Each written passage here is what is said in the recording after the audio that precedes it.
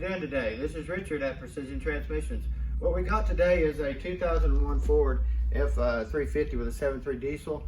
The customer brought it into us with a very little reverse, so we're going to get this thing tore down and see what we can find. So you got your standard neutral safety switch here for your park, reverse, backup lights and stuff like that to start it.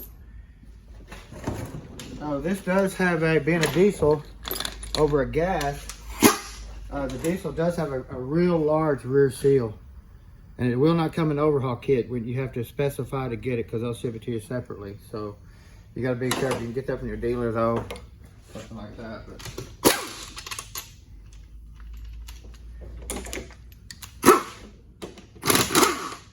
You still have your input and your output speed sensors here on the front and the rear.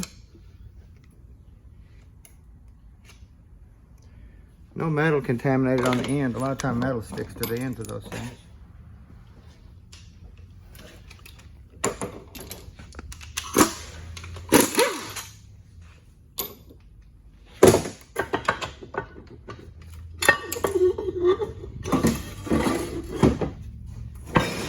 Actually, this is your parking assembly right here. If I can get it out. Sometimes you can get them out of there without loosening them bolts, and sometimes you can't. Loosen them just a little bit to get that pin. And you put it parked, this will come over and lock onto that tooth like that and keep the drive shaft from turning. So that's how that works. It's just done inside here.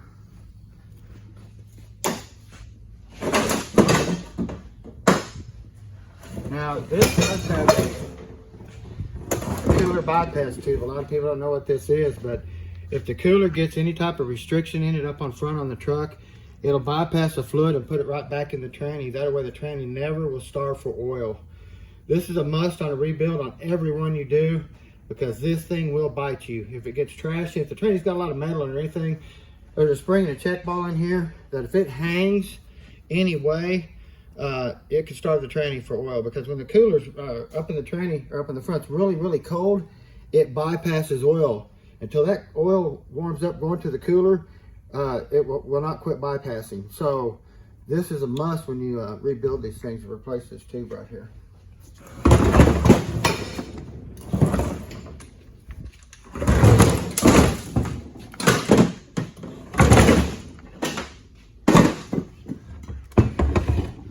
Fluid's pretty bad in this one.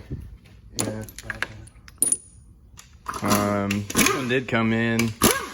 You'd actually have to, you could put it in reverse, but it would not back up. You actually had to give it gas for it to move itself.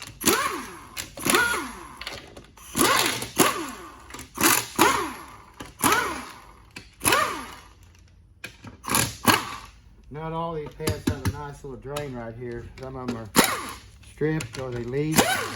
They're not that small. Ford didn't really know what they were going to do, if they wanted to do that or not, but you can see how, well, this thing stinks. Yep. As you can see, it's really fried. So let's get this little jewel apart and see what we got.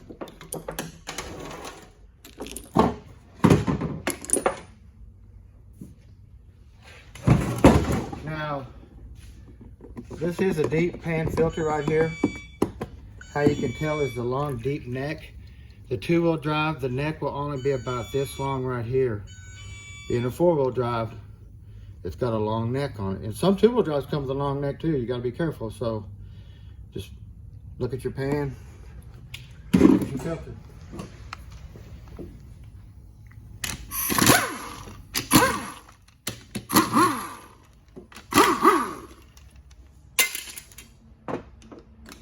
Now this here is your solenoid pack here. It's made in one unit, where you can't change individual ones like GM. Some Ford are the same way. You change individual solenoids when they're bad. But this thing here, you buy the whole pack. So it's about a $400 hickey on a rebuild right off the bat. You replace this every time, because if not, they'll be just full of metal.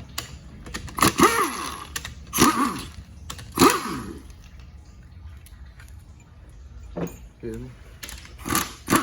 That's wrong button.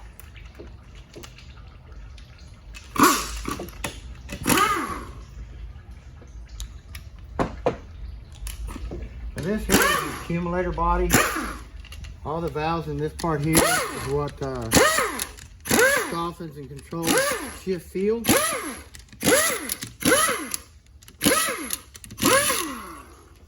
This is a pretty critical little thing here. It is where we do a lot of modifying when we go to make this tranny work. Is in this area right here. We have a lot of shift valves, or not shift valves, but these are dual stage accumulator valves. In other words, a valve here has to go back that releases fluid to this valve here that goes back. So it's a two-stage system.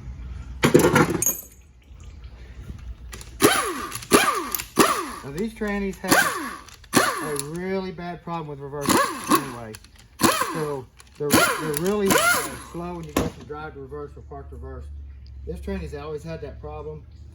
But this is your reverse valves and stuff like that. It's basically like a reverse reactor valve. It makes the reverse react a lot faster. This valve right here. Now we build this tranny back, we'll take this spring out right here and leave it completely out. And it just makes reverse apply so much faster. So that's a must on every one that you do.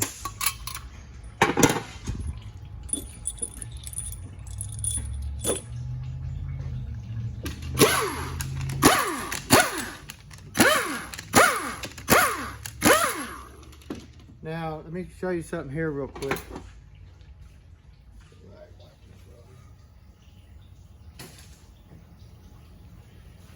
Give you an idea here. Now, you have a check ball here, a check ball here. There's a check ball, oh, should have been a check ball right, well, it rolled out. Here it is right here. That goes in this trough right here. And then you have a check ball here. But do you see this trough right here? You could put a check ball in there so easy and not even blink an eye and didn't realize you did it. But if you look at this plate right here, this check ball has dual holes. 1, 2 holes for this ball to slide back and forth. If you go over here and look, there is no holes for that ball. That's why you do not put a ball there. You can see the dual holes for this ball. If you put a ball there, you cause a big problem. So that's something to look at.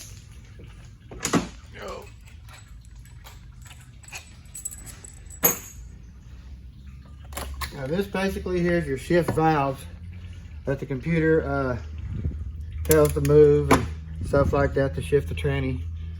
This thing is really nice. It's gonna take a lot of cleaning to get it back to where it was, but it's gonna be a lot of fun. We enjoy doing it.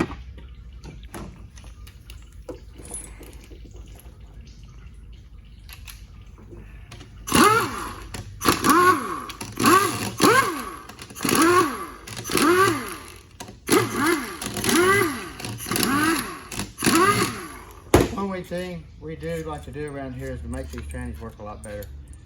They come in pretty junkified, or somebody else has already tried to make them better and messed them up. You want to get this thing out without breaking it because there's actually a core charge on it, so you don't want to break this thing.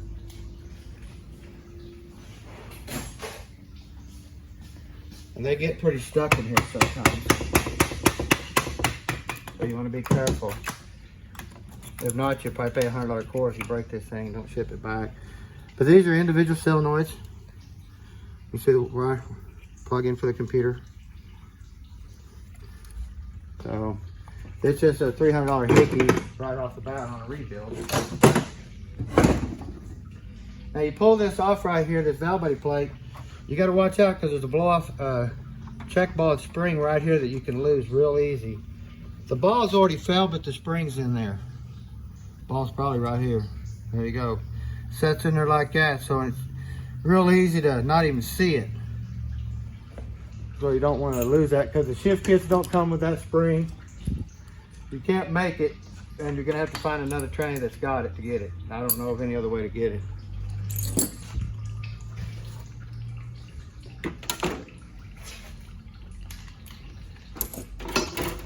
Now these bolts I'm fixing to take loose right here, these are hollow bolts actually. They apply your overdrive clutch through here and your forward and your direct through here.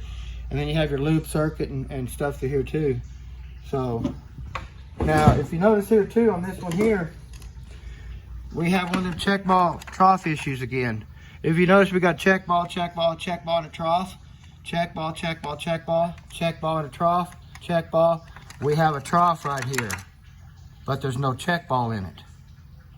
If you put a check ball back in that trough, you just caused a big issue that you're not going to be happy with.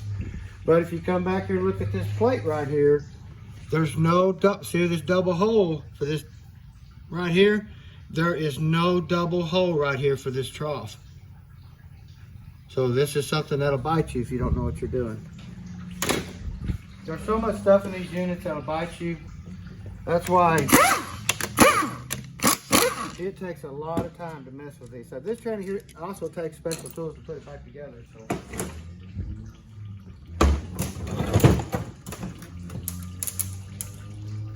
You know, you're gonna charge this guy good money for good work and parts and stuff like that. And then if you don't put it back together right, and it comes back 3,000 miles, or I've had other people's trannies come back in 5 miles.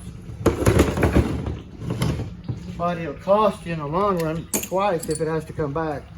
And that's one thing we don't have here is comebacks. When our units go out the door, they stay out.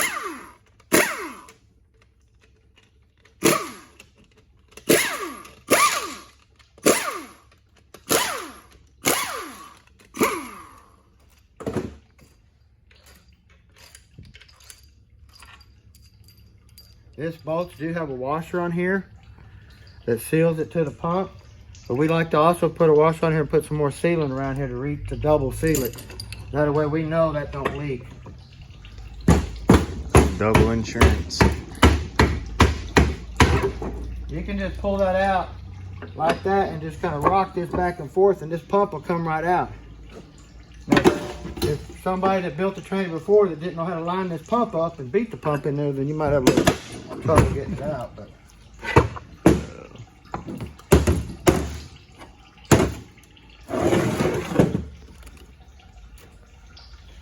we'll get this pump apart. Ford made this pump multiple times on the design on the pump gear size. And being a diesel, it should have the biggest pump gears and the biggest feed holes to the pump gears from the filter side and stuff. So we'll get it flipped over and look at this stuff. But just because you take this tranny apart, we get them in here all the time. People put gas parts in, and we have to put it all back to diesel. Now, if you look here, there's no plug here. Like you have a plug here with a hole in it. Well, this plug not being in here means that this is a PWM lockup system. It pulsates the clutch on. If you had an early design, it would have a cut plug here with a hole in it. That would tell you that it's a non-PWM lockup system, and you could drill that hole out and make lockup firmer, which that clutch system comes with a single clutch here with a PWM with this plug left out. This torque converter here is a multi-clutch. It has 3 clutches in it, and how you can identify there's ridges on this right here. So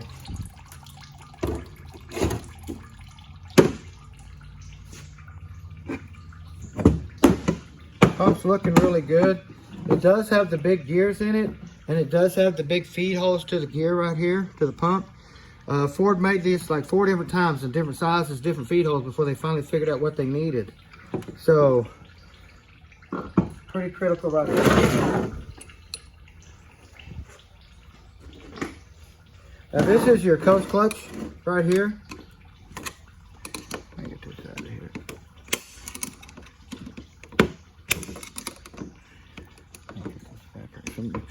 The shift kit we got that we put in here comes with a different snap ring. It's thicker and wider because these snap rings are prone to break, and you have to size it just a little bit to make it fit in there right the way it's supposed to. Now, Bennett, this is a 40100. They did change these drums to a pot metal-like metal, widened the teeth on the clutches because the early style was a cast style and the teeth were really small, and they had issues with them. So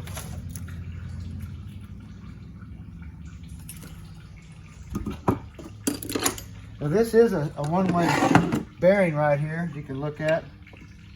They changed that up 3 or 4 times too before they figured out what they wanted. Now we can set this on here like this and get it to lock on there. And this will spin this way, but it will not turn back. It spins, it locks. And that's what that Sprag right there does. It's actually a roller clutch, being that it has rollers, but they do the exact same thing as a Sprag.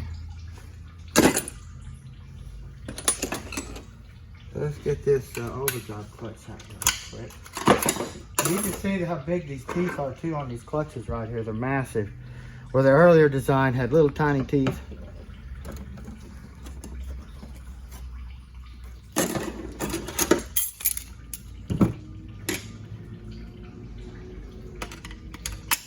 Now our shift kit will come with a different snap ring right here. It's a spiral ring.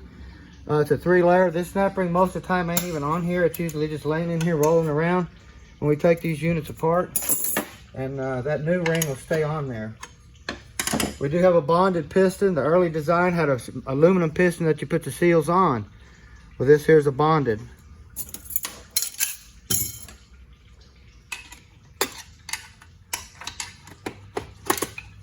Now this here's where your special tool comes into. It sits down in here and pushes this down, collapses this spring where you can get the snap ring in there. When I take this out, this is going to kind of jump just a little bit. See that right there? Well, you can't put that in there anyway without that, except with that tool that I have to do it. Just makes it. And this is the spring. Touching it like that, and then on your center support.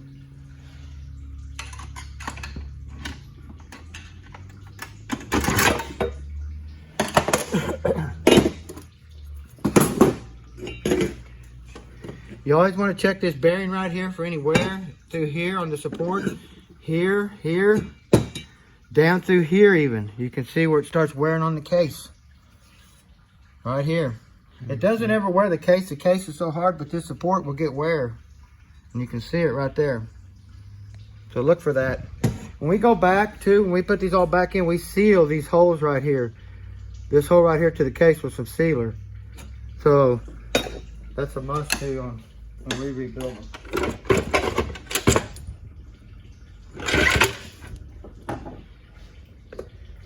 Now this old train is gonna have some issues, but now this here's your intermediate clutch, your second gear clutch. We've got 3 of them. You always want to put it back the way it comes, with the same thickness of steels and the clutches, because sometimes they'll come in with a thick steel and 2 thin steels. So always put it back the way it come out. Now we do have what we call a dialed Sprag, and actually it's locked down.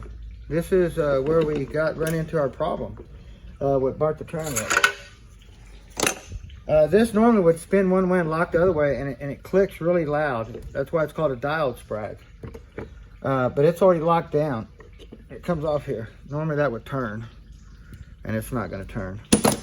But our third gear clutches are welded in this drum right here, so we're going to have to try to see if I can pry this apart.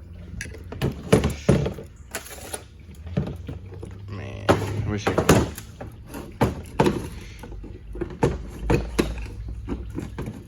Well, we're not going to be able to get this apart right at the moment because it's going to take some time, some off-camera time.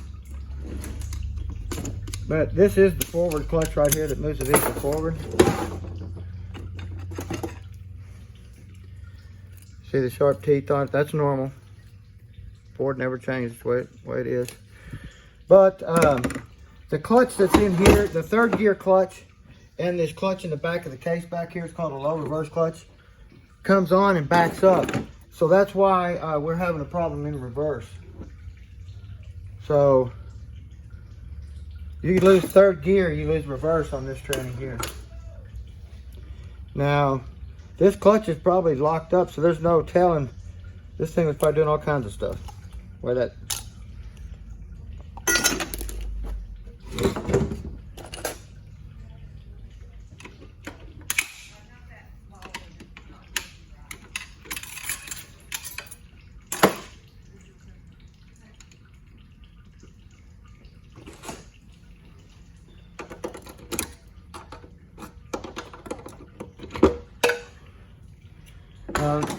We have a 6-pinion steel planet.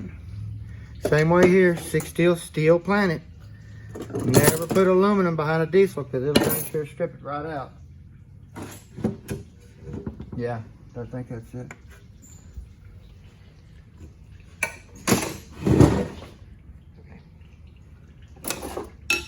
Thank you.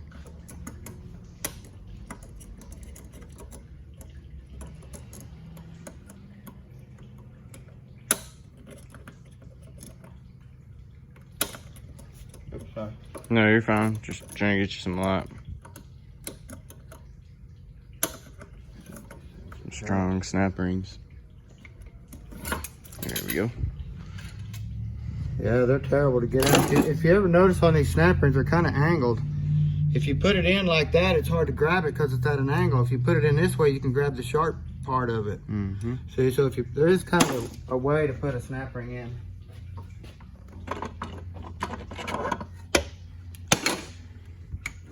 This is your rear ring gear, rear planet. Get this. Well, this is your low reverse clutch I'm fixing to pull out. We thought that, we had a problem with this part here because we never got to drive it, so we didn't know that it didn't have third gear neither. And it had a second gear problem too with that Sprag being messed up. So.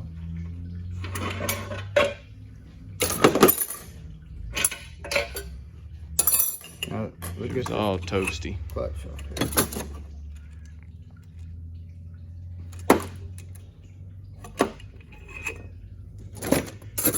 Now here we have another one of them roller Sprags that sets down in here. This drum will spin one way and not the other, or lock the other way. You can see the race down there for it.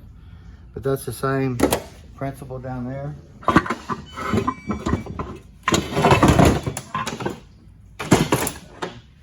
And then here we have our low reverse clutch.